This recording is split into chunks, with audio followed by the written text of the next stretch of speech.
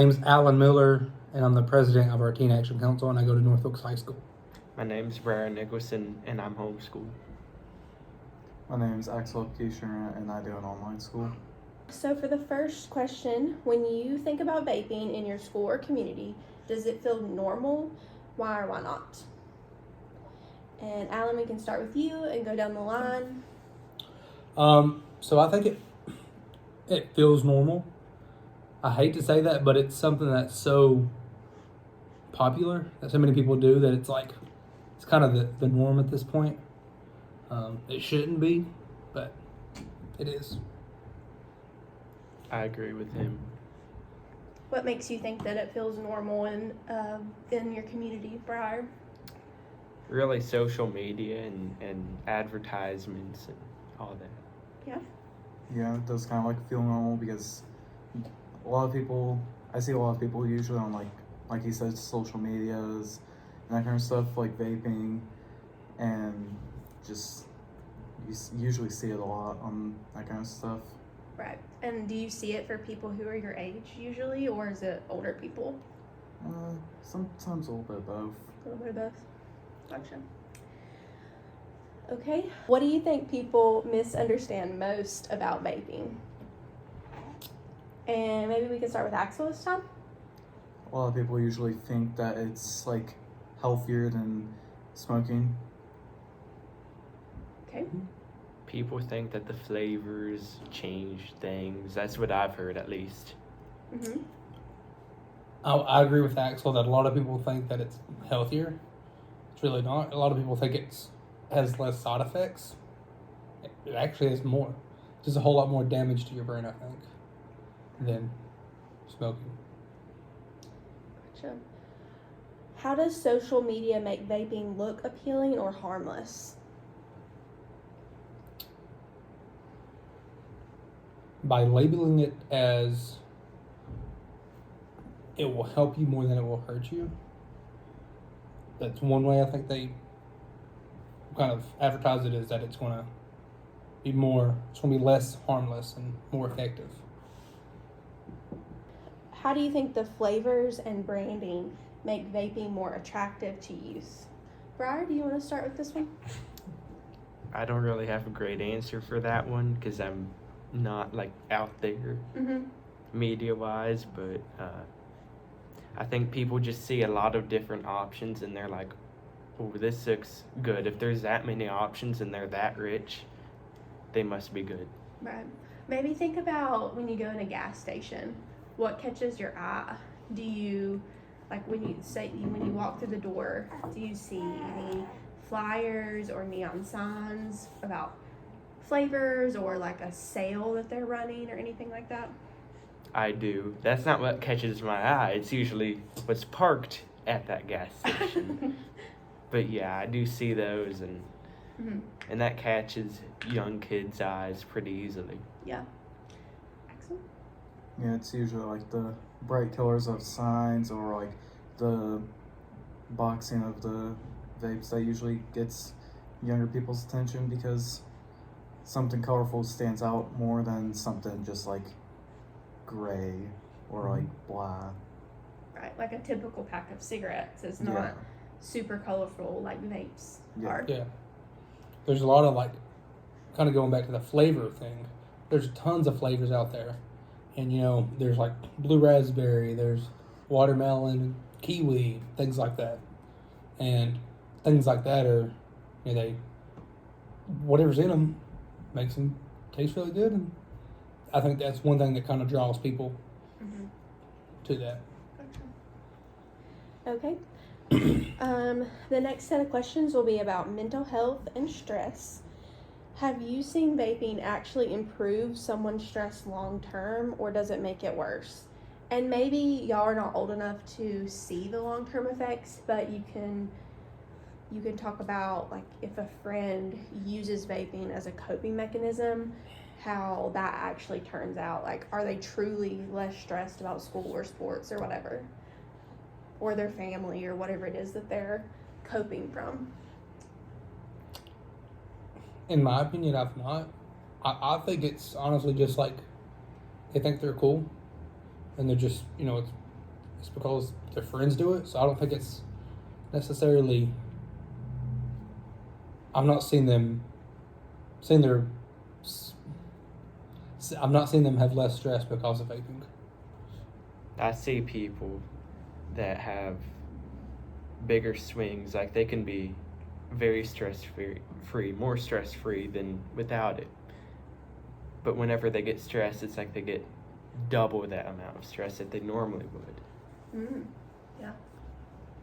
Yeah, usually like some people can go to like vaping if they have like problems at home, school, that kind of stuff. Sometimes they can go to vaping for that as like a way to get their mind off of it.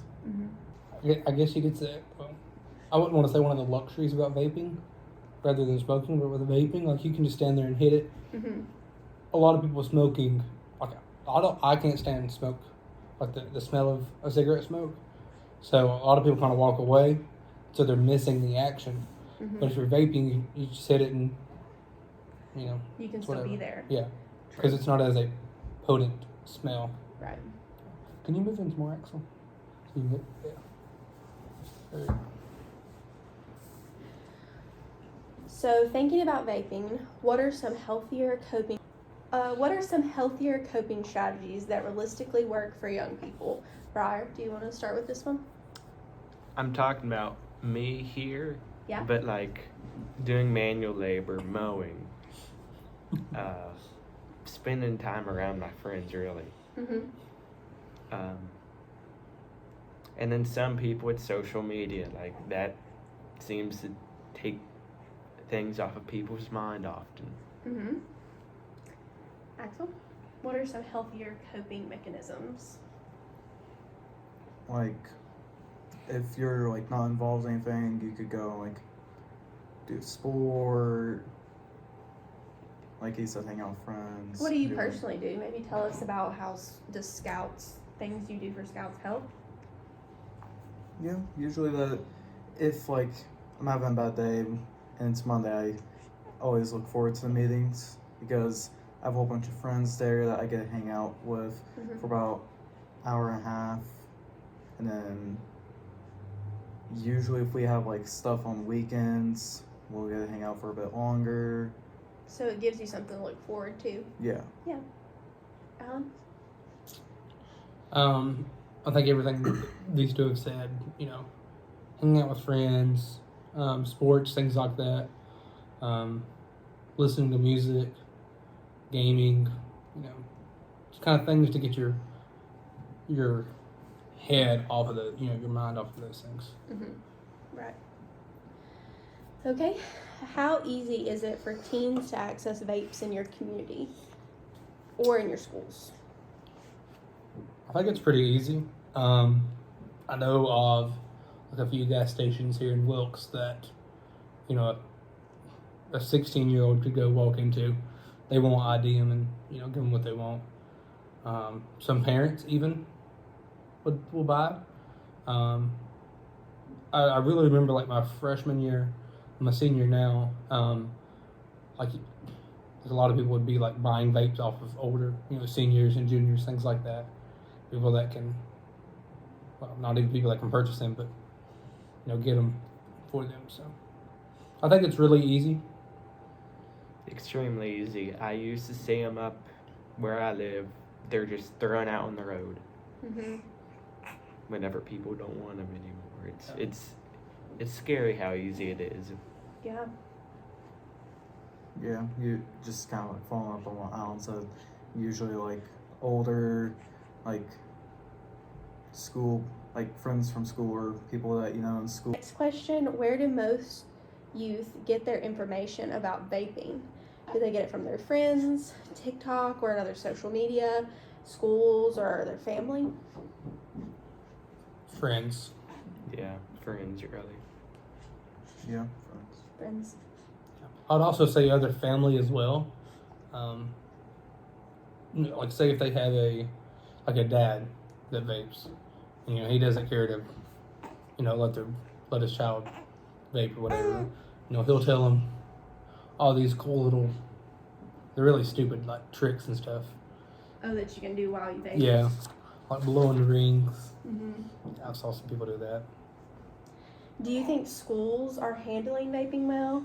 And I know you two are homeschooled, so maybe if you just have some insight on this one. I can only speak to North and like Wilkes County schools, but I feel like we are handling them decently. I mean, of course, you can always handle things like that a whole lot better, but one thing or some things that we're doing is we have smoke or vape detectors in all of our bathrooms.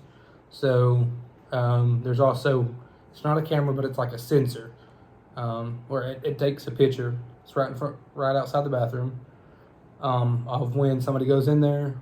You know, they hit their vape, and if the detector catches it, it will have like a timestamp of, you know, say 3 minutes before they went in, and then 5 minutes after they walked out. You know, just so that way that, you know, our principals and things can go back and look at that, and like everybody up in the office, I think, has access to that stuff.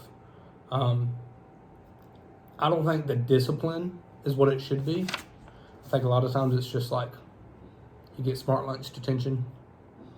Sometimes ISS. I don't know entirely, but from what I've kind of heard, it's just smart lunch. So we have an hour lunch, and so that means, you know, they can't go sit with their friends for an hour or 30 minutes, whatever. And then ISS is, you know, all day. So I think we could handle it a whole lot better. How could we handle it a whole lot better? I'm not sure. I think that would take some research and kind of, you know, look at other counties and other school districts and how are they handling it, and even other states, you know, how are they dealing with it? Because it's something that everybody's dealing with. It's not just North Carolina. What do you think makes quitting vaping especially hard for young people? Axel?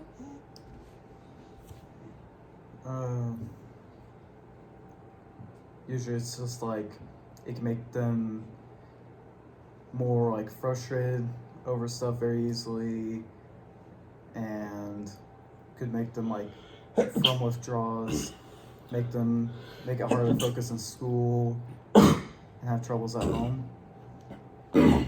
I think addiction and peer pressure, because if you have people around you that vape and they're like, look how good this is, you know, you're gonna want to keep on doing it.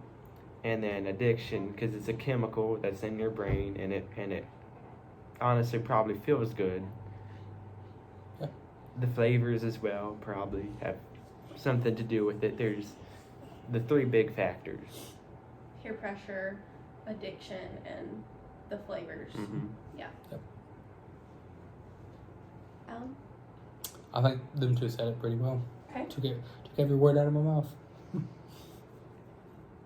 What kind of support do you think teens actually need to quit? Do you think there should be more punishment? Alan, you kind of mentioned more punishment in your school you think may help. Do they need counseling, peer support, or something else? Do you think I need to re-say that? I think understanding the risks and not just assuming the risk would help teens quit.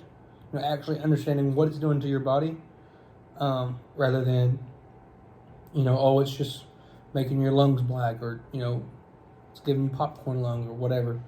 Rather than just telling them that, actually, you know, show them other people, and even talk about real life experiences. Not trying to scare them out, but, you know, that might work.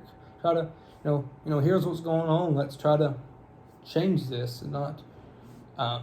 So I guess that would fall under the counseling and peer support. You know, kind of counsel them on what it's really doing to your body.